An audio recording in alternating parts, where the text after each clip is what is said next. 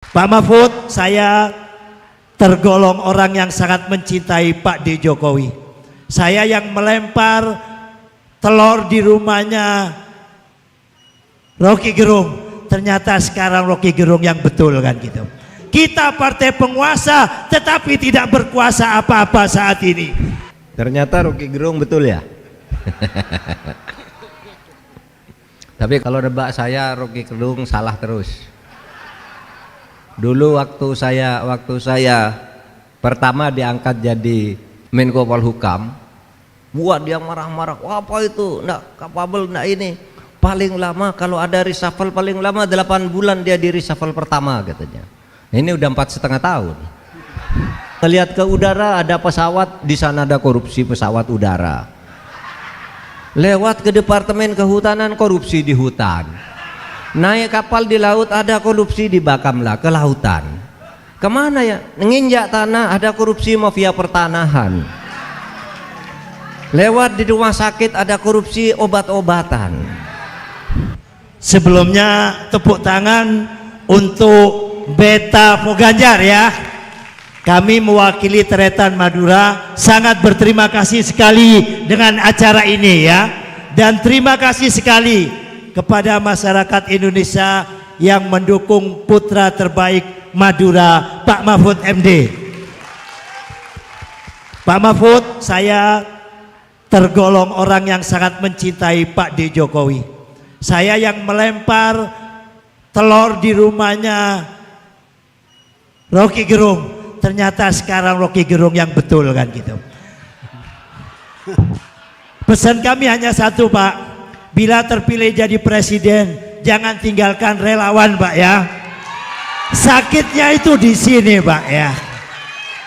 Ya terus terang jika sekiranya tidak ada pengkhianatan, Pak Ganjar sama Pak Mahfud bukan 100%, 1000% pasti menang. Tetapi saat ini tirani yang kita hadapi Pak. Kami minta Bapak Mahfud tetaplah menjadi Pak Mahfud, berani bersuara lantang Pak. Itulah ciri khas orang Madura yang kita suka ya. Spanduk-spanduk kita banyak dirusaki, kita diam. Banyak sekali pelanggaran-pelanggaran, kita diam ya. Sementara teman-teman kita yang mau bantu kita tahu-tahu dipanggil dan lain sebagainya. Pokoknya nasib kita saat ini sulit sekali kan gitu. Kita partai penguasa tetapi tidak berkuasa apa-apa saat ini. Makanya kami minta kepada semuanya, ya mari rawe-rawe rantas malang-malang putung 2024 turunkan tirani ya. Oke. Kemenangan untuk Ganjar Mahfud. Terima kasih untuk acara ini yang luar biasa. Silakan Didi. Silakan. Ya, selamat malam Pak Mahfud dan bapak-bapak semua, kita semua. Pak Mahfud tenang saja Pak Mahfud. Tenang saja Pak Mahfud. Ibu Mega sudah di Vatikan. NTT, Flores semua buat Ganjar Mahfud. Pak Mahfud, itu pernyataan. Pertanyaan sekaligus usul. Pak Mahfud sudah pernah ke Lekebai. Kalau bicara soal keadilan, kesetaraan, NTT dan Flores membutuhkan juga pahlawannya sendiri. Kami punya Franseda, kami punya Yakob Nuawea, kami punya banyak tokoh yang berjasa buat bangsa negara ini. Tetapi hari-hari ini orang Flores mempelajari sejarah dari suku-suku bangsa yang lain. Mohon menjadi catatan. Yang kedua, dalam konteks penegakan hukum Pak, tolong kuota penegak hukum dari Flores, dari Timor, dari Sumba ditambahkan. Mereka yang mengerti soal kearifan lokal, mereka yang mengerti soal kultural, sosiologis di NTT. Bukan orang-orang yang kelas 2, kelas 3, kelas kambing didatangkan ke sana, kemudian kong kalingkong dengan penguasa setempat, lalu menghasilkan korupsi. Ada pelarian dana-dana APBD kembali ke Jawa, setiap minggu mereka terbang kembali ke Jawa, ke tempat-tempat lain sambil menekan pejabat-pejabat di sana. Berilah kuota sebanyak mungkin bagi orang NTT. Sekian dan terima kasih. Oke, makasih Didi, makasih. Terakhir untuk sesi ini, Peter Sambut silakan. Baik, terima kasih. Selamat malam Bapak Mahfud MD dan Bapak Ibu teman-teman NTT, dan memang seluruh masyarakat NTT menggantungkan harapan pada Ganjar Mahfud untuk melanjutkan pembangunan.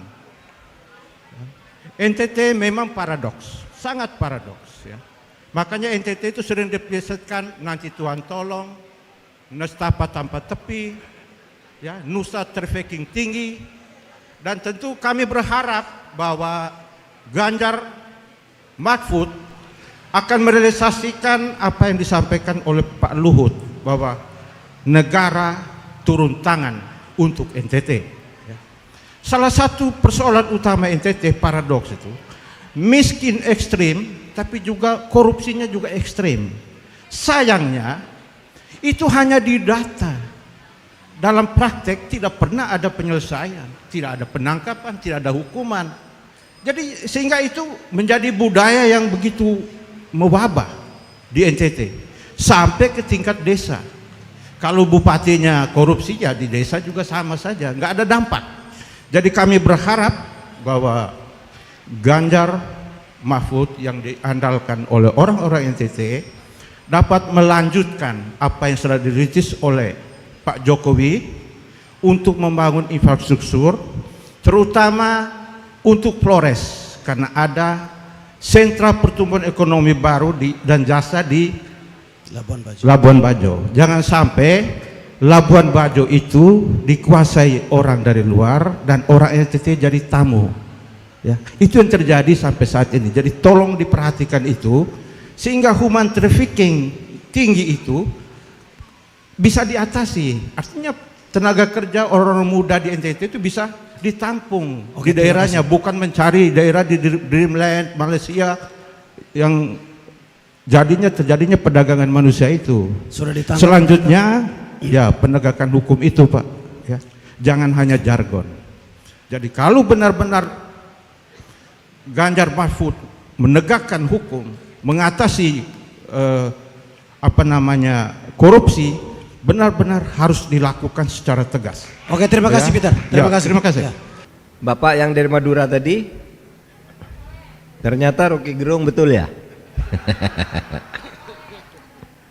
Tapi kalau nebak saya Rocky Gerung salah terus. Dulu waktu saya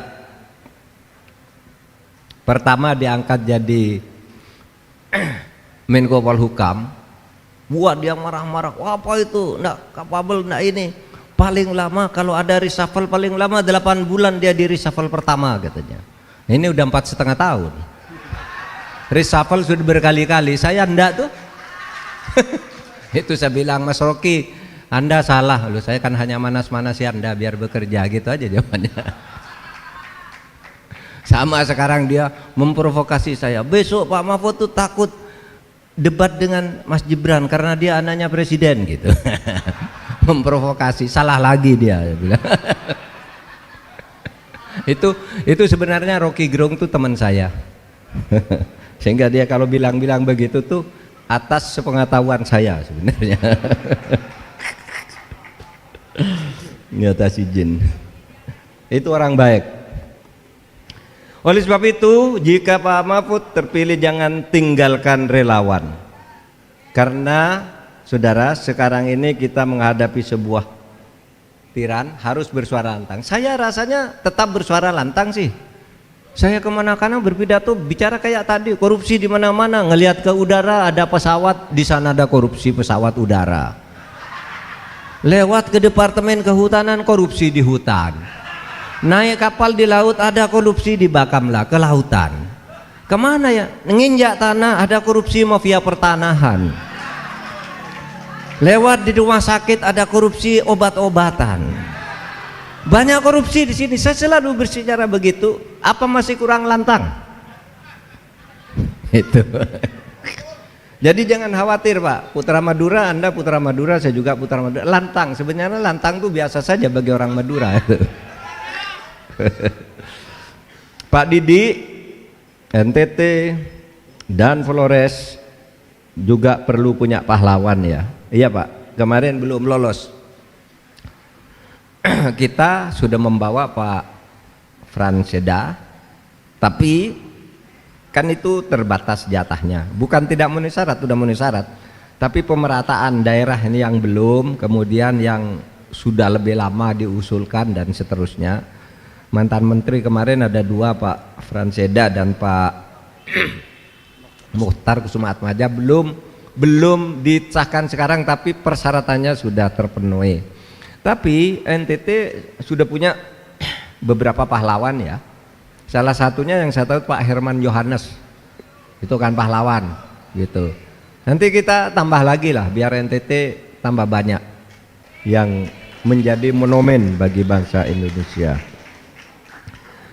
Kalau penegakan hukum di NTT, penyelesaian kasus-kasus itu sebaiknya melibatkan ahli hukum lokal.